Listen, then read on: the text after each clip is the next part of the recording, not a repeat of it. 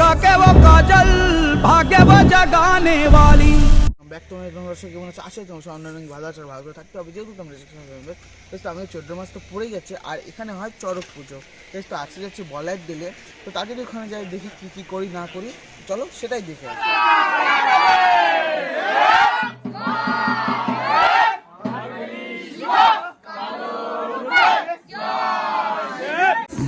আমাদের চরকের নাম ভাই শিবরাম কালীবাড়ি চরক, ঠিক আছে? এটা পূর্ব তেলেঙ্গাতে।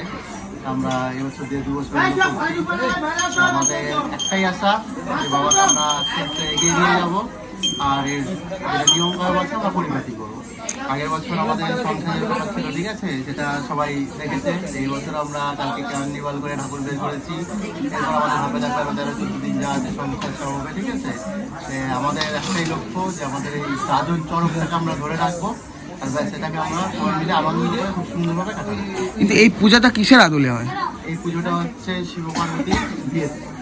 এটা পুজো করা মানে শিব পার্বতীকে একসাথে মিলন করা।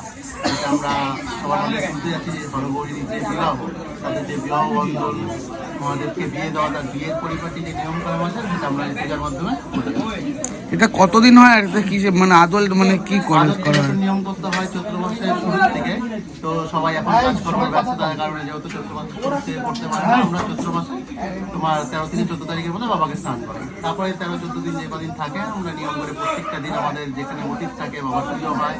এই পুজোটাকে মেন আমরা ধরি বাবার আইবুড়ো ভাত হিসাবে, যেটা আমরা তার আইবুড়ো ভাত দিচ্ছি। তারপরে তাকে অধিবাস করবো, বিয়ে দিব, ঠিক আছে? তারপরে কাছে মেলা করে হরগৌরী পুজো করে আমরা মেলা পরিপূর্ণ সম্পূর্ণ করবো। এটাই আমাদের চরক পূজার মেন। पाँव में लगा के वो लाली आली रे संभालने वाली काली माँ महाकाली। आंखों में लगा के वो काजल भाग्य वो जगाने वाली काली माँ महाकाली। छम छम घुंघरुओं से रास्ता दिखाने वाली काली माँ।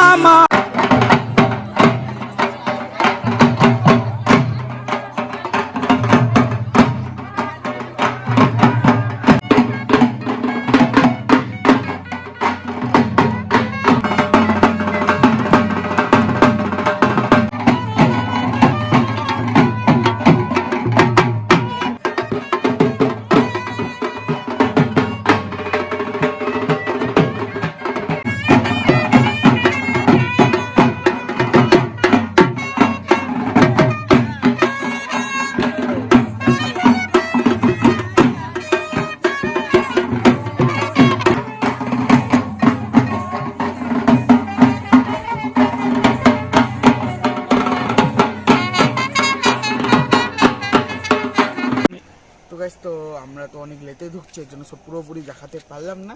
তো আজকে যতটুকু দেখাচ্ছি অতটুকুই। আর তো চলো নেক্সট ডে আবার ভিডিও আসবে, নতুন ভিডিও। তো ভিডিওটা ভালো লাগলে লাইক কমেন্ট শেয়ার সাবস্ক্রাইব করে দিও।